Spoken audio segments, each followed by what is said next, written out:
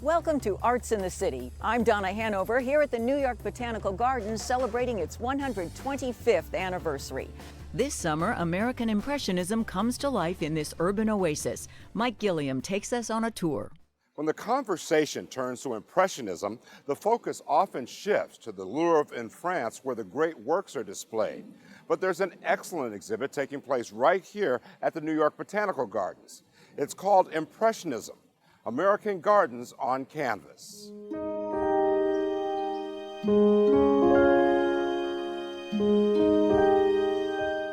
The exhibit in the Bronx is breathtaking. Beautiful flowers in every direction, laid out like an impressionist painting that has come to life. The garden's bilingual interpretive specialist, Claudia Mora, agreed to take us on a tour.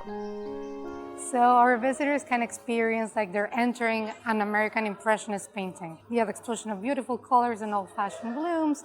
We have many rare flowers such as foxgloves and larkspurs and beautiful peonies. The roots of American Impressionism really lie in Europe. So Impressionism first started in France with the French Impressionism movement with painters such as Van Gogh, Monet. Those paintings are really famous all around the world. They're beautiful sunflowers. So they used to paint outdoors, capturing the changing seasons and the changes of light and spending much time in their own gardens sometimes. American Impressionism was highly influenced by the French Impressionism movement, and artists such as Charles Hassan, John Singer Sargent, Matilda Brown, they used to spend a long time in summer houses and like Old Lyme, Connecticut, or artist colonies, painting these beautiful gardens and making sure that they were immortalizing all these beautiful old-fashioned blooms that you can see here in the conservatory. Mora says the new exhibit examines the connection between gardening and art. Some of them live in the city in New York, and they used to spend their summers in cottage gardens. That's the connection right there, that importance of nature in their artwork and how they really capture that feeling and those flowers changing colors and seasons. The replicas of the gardens are amazing. In one area, they've even erected a porch in the middle of the exhibit that includes a couple of rocking chairs that allow visitors to really experience what some of the artists enjoyed while painting. They also have an interactive guide that visitors can use to try their hand at high-tech Impressionism. Visitors can just visit our normal website. They can click on Impressionism exhibition, and they will be able to walk around the exhibition with the guide. We have more information, pictures, photographs, and this really amazing feature called Impressify. They can take pictures of the garden, and then they can make it into an Impressionist painting with filters and colors and many other cool features. But the exhibit is more than just the gardens. There's also a gallery where visitors will see more than 20 works of art showcased. Claudia Mora walked us inside and showed us some of her favorites. Because our camera lights could damage the artwork, we're only using available light inside. Now I understand this is one of your favorites. This is one of my favorites, yes. This painting is by Mary Okidoon. She was a New Yorker. And I love the beautiful tones and hues of the roses. And you can see the viewpoint. It's almost as a kneeling gardener. It is, yes. So it's a very different perspective. I love how just the roses are like blooming in the painting. All of the paintings are beautiful and certainly worth the trip to the gardens that are easily accessible by Metro North, which has a stop right across the street. And remember, the exhibit runs all summer, right up until September 11th, here at the New York Botanical Gardens in the Bronx. For Arts in the City, I'm Mike Gilliam.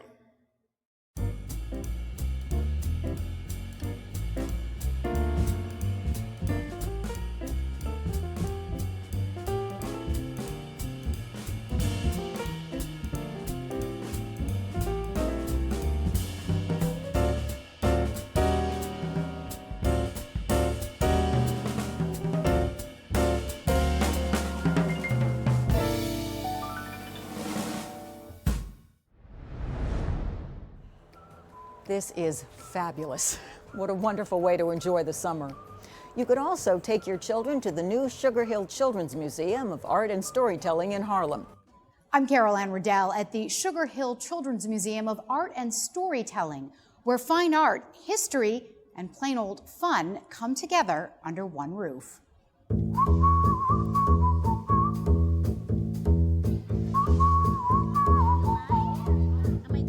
So when I take my brush and I add it to your paper, what do you think is going to happen? It's going to turn into paint. Do you want to show us? Whoa, that's awesome! The joy of discovery is everywhere in this room. Little faces intently hunched over art projects, punctuated with regular bouts of cheerleading for the creative process. It's blending! This is the Sugar Hill Children's Museum of Art and Storytelling, a newcomer to the neighborhood and part of a larger development that brings together housing, education, and art through the organization Broadway Housing Communities. This type of programming is needed in lots of areas. I think there are lots of areas across this country that are struggling. They're dealing with issues of gentrification and so on and so forth, but Harlem is in the middle of it right now, and it's important to provide high quality programming for the people that have built this community from the beginning. Though this is a children's museum, it's perhaps different than what you might expect of a typical kid-focused destination. Lauren Kelly, Associate Director of Curatorial Programs, explains.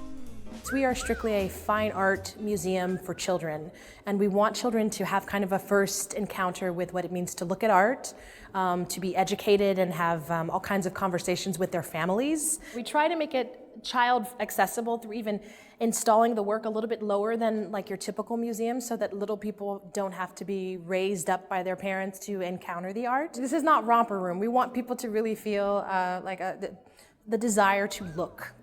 To look and to create, as these preschoolers at the museum do on a regular basis. We saw the results firsthand during our visit. Our preschool students are all creating buildings. They're all acting as architects, and they're creating structures that are meant to service the people, the characters on these walls. So it's about integrating the art that we're showing with the art making that happens in our studio labs. What we give to children, what we present to children, and what we expect from children is where they're going to meet us. So we're trying to set the bar really high so that they can come and meet us here. Though there's clearly plenty of fun to be had here, children also learn about the history of this neighborhood and how that shaped our cultural and artistic landscape. This neighborhood is, it's synonymous with the Harlem Renaissance. Sugar Hill is where so many luminaries in American music and politics and art and poetry have they settled, and so since the 1920s, there continue to be incredible communities that come through with stories and customs and ideas, and we just wanted to make sure that that never dies. For parent Pedro Leiber, the idea of the museum and school together is an important pairing for his daughter Julia. They can create, they can be creative, and it's very, very family-oriented. Part of the idea here is to help children see art as something both meaningful and accessible, within reach of their still tiny hands. I asked Julia if she might want to be an artist someday, and she rightly put me in my place with her coloring skills. I'm already an artist. I can do a castle. Anne Riddell for Arts in the City.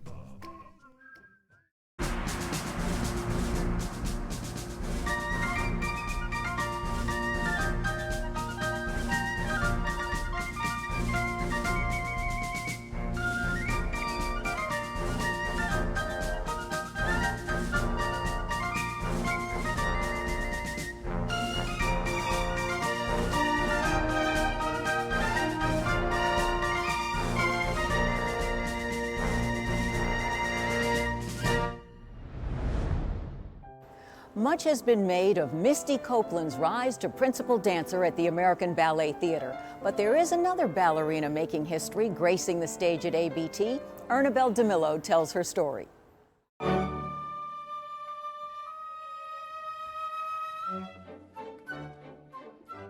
Her dancing has been called luminous and heartfelt. You are watching Stella Abrera, who has been dancing with the American Ballet Theatre for more than half her life. She had long ago dreamt of reaching the top. In the dance world, the top is principal dancer. But with each passing year, that dream was becoming more elusive.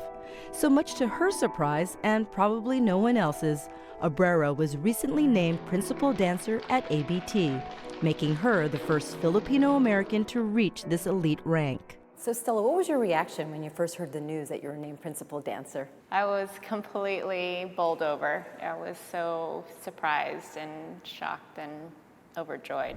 She, along with her friend Misty Copeland, made history that day. Copeland became the first black female to be named principal dancer. Copeland made national headlines. Meanwhile, Abrera's historic promotion didn't get as much media play. But that's just fine with Abrera, who is quietly stepping into her new role, that of role model. There are people who have told me that, I'm their daughter's role model, or that I inspire their little kid sister in ballet, and they're all Filipino. It humbles me. I hope that I can live up to that title of being a role model, and if I can inspire some young kids and young ballet students or anyone, I would hope to, and it's wonderful. Abrera was once that young child with big dreams. She started dancing at 5, and it was love from day one. It was so fun for me, every part of it, all the hard work and the long hours of being in the studio and constantly trying to fine-tune my technique and improve. All of that was really fun for me as a kid, and so I never actually thought of it as hard work. It was just fun. At 17, she left her family and her Southern California home when she got the call that every young dancer hopes for, to join the American Ballet Theatre, one of the most prestigious dance companies in the world. I had about a week's notice to pack everything up and move to New York from Los Angeles. And she never left New York or ABT, moving from apprentice to the corps to soloist. But just as her star was rising, her dancing days almost came to an end in 2008 after she suffered what many thought was a career-ending injury. I never actually allowed myself to say those words, even though that was a huge fear, because I had got injured, and it was quite an epic journey to go from that first day of injury to getting back on stage 18 months later. But she came back in a big way. 6 years after her return to the stage, at 37, an age when many dancers are thinking retirement, Abrera was named principal dancer. It's been a very rich adventure, very rich journey. Many highs, many lows, and I've learned over the years that the lows make me really appreciate the high. Some of the high points in her life include marrying her fellow dancer, Sasha Radetsky, and returning to her family's homeland, the Philippines. She had been invited to dance with the Ballet Philippines, and before her visit, Typhoon Haiyan hit, devastating central Philippines. Abrera created Steps Forward for the Philippines to help the victims. Typhoon Haiyan hit. And we all saw the mass devastation, and I thought, I can't not try to do something to help. So I just started a small crowd funding website. Whoever I could reach, I asked to help, and I joined up with Operation USA, and they helped me find a project in Giwan, kind of right where the most devastation was, and we helped rebuild and supply an elementary school. This was a good opportunity for me to use my visit to the country as a performer to go beyond that and maybe try to give back to the region. Partnering with Operation USA, Abrera managed to raise close to $20,000 to help rebuild and resupply a school. I got out of the car, and they had all lined up with little cards, and it spelled out, "Welcome, Miss Stella." And they chimed in unison and welcomed me, and I just immediately burst into tears because it was so moving. We caught up with Abrera during recent rehearsals, and we wondered what's next for ABT's newest principal dancer. She told us she hopes to one day teach and coach, but that can wait for now. I think that would be a nice natural segue for me to transition one day. But for now, I'm going to just enjoy, right now I get to enjoy new roles that I otherwise wouldn't have had the opportunity to do. So I'm going to just try to sink my teeth into those roles and enjoy that process. I'm sure ballet fans are thrilled to be a part of this chapter in Abrera's life. Ernabel Demillio for Arts in the City. A large group of Broadway artists gathered recently to respond to the shootings in Orlando. They sang "What the World Needs Now Is Love," with 100% of the proceeds from the digital download going to benefit the LGBT community of Central Florida.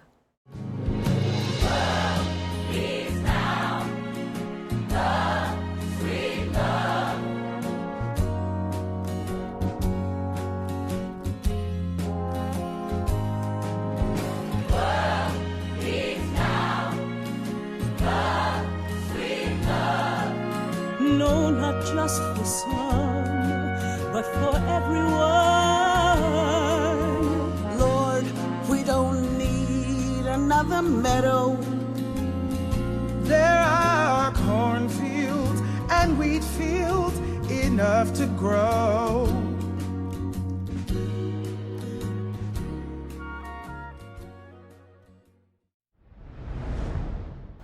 One of the top musicals this season is off-Broadway. It's called Cagney, and it's based on the life of the quintessential movie tough guy. I spoke with actor Robert Creighton, who transforms himself into James Cagney. I studied him carefully, like his hands and his body. And if you watch him on film, he looks like he's either gonna punch you or kiss you. He's always sort of forward moving, you know? And that's why I think people are so entranced by him. James Cagney was born on the Lower East Side of New York and always brought his paycheck home to the head of the house, his mom. He wanted to be a boxer. So I'll block and I'll fight, keep the footwork nice and tight, and I'll jab, bob and weave, take 'em down, you best believe. But when Mom said no, Cagney got a job in vaudeville, even with no training in dance. He auditioned with street dances like the Irish Jig and the Peabody. So the Peabody is very hoppy.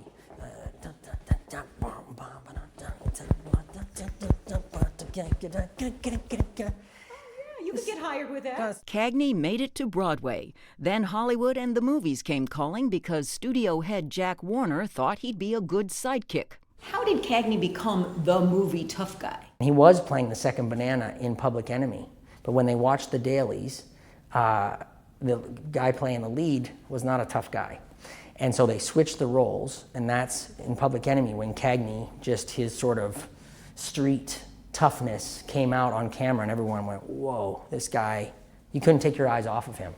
And he did things like smash the grapefruit in Mae Clark's face when he became a big star. Iconic moment in film. Iconic moment. Robert's been in several Broadway shows, but playing Cagney is his dream. He helped write the show, which started in smaller theaters. Director Bill Castellino says the casting is perfect. Well, he has this passion for it. His connection to the material is cosmic. Cagney was an amazing tap dancer and a really good, thorough actor, well-rehearsed and dedicated, and a humanitarian. And Bobby is those things. Robert, who is married and the father of two, describes his childhood. Youngest of 6 kids. Dad is a family doctor in a small town. Mom was a nurse.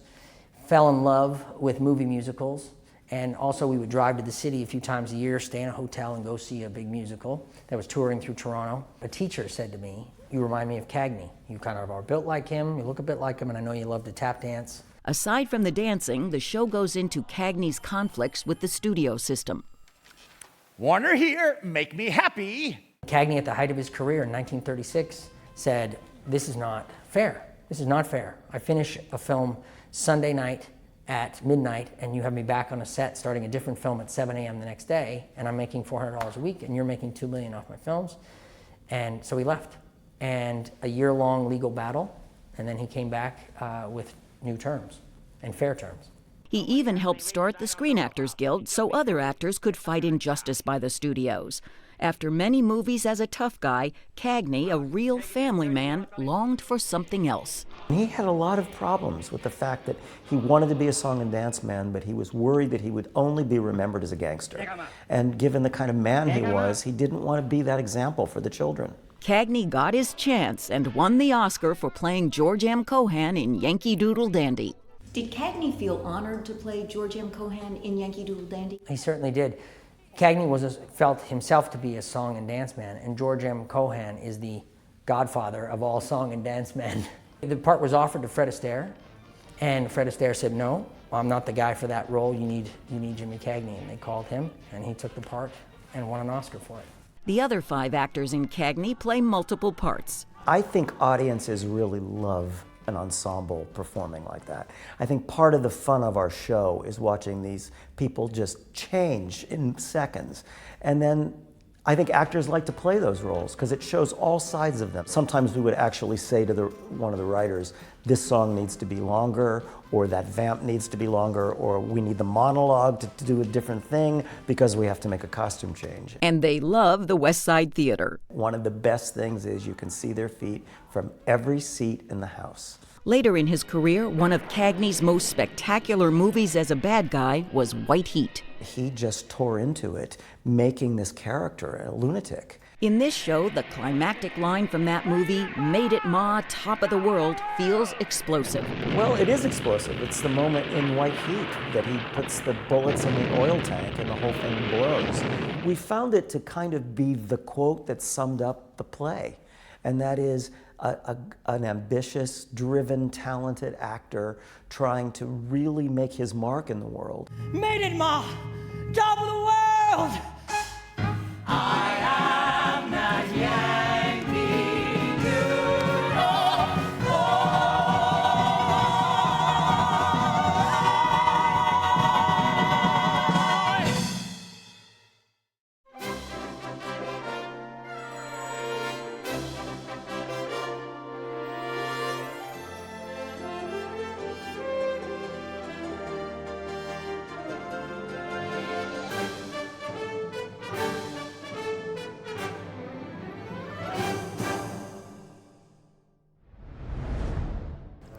Next, Barry Mitchell introduces us to a young vocalist who may challenge your idea of what an opera singer is supposed to look like.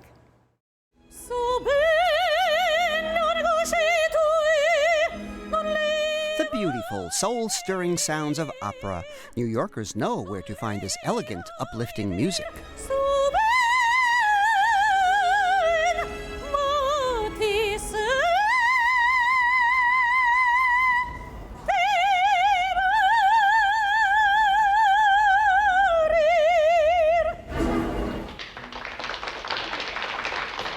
I find it very liberating to perform in the subway when people aren't paying attention because nobody expects anything and people are pleasantly surprised. Meet singer-songwriter Samantha Margulies, aka Samantha Echo. I decided on the stage name Samantha Echo a few years ago. I express a lot of the themes that come from the Echo and Narcissus myth, but it also represents what I express in my songs, which is the pain of unrequited love. But here Samantha's opera stylings are her calling card.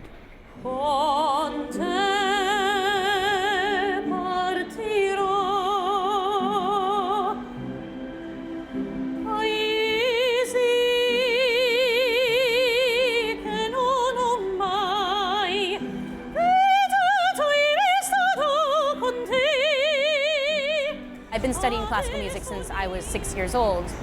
To attract people, I usually sing Con te partiro.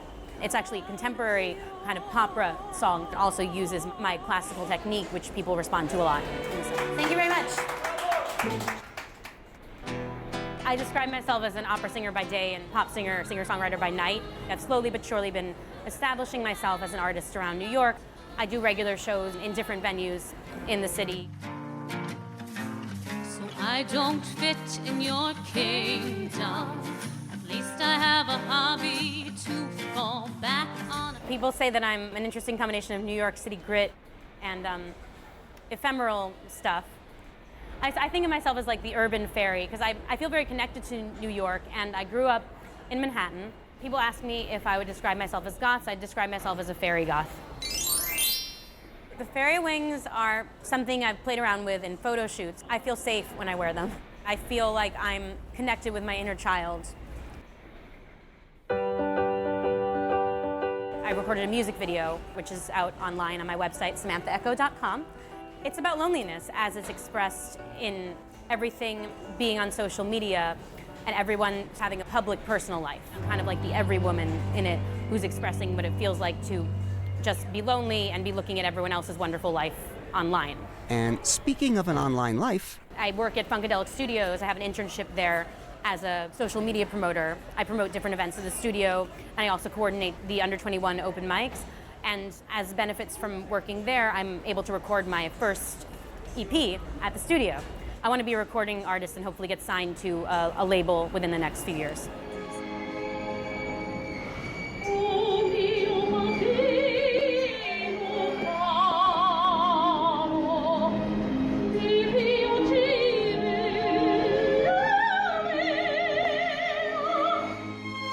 There's such a contrast between classical music and the subway. It's just not what you would expect, and I think people need the relief from the environment that they're in. It takes them away from their commute, and it takes them into a different place. I'm not on a stage or in any place fancy. I'm in the subway, and I can make it whatever I want. I can imagine that I'm anywhere.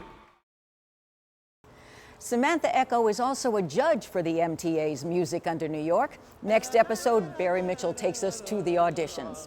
That's our show for today. For more information on any of our stories or to watch at any time, visit our website at the link below. I'm Donna Hanover. Thank you for watching Arts in the City.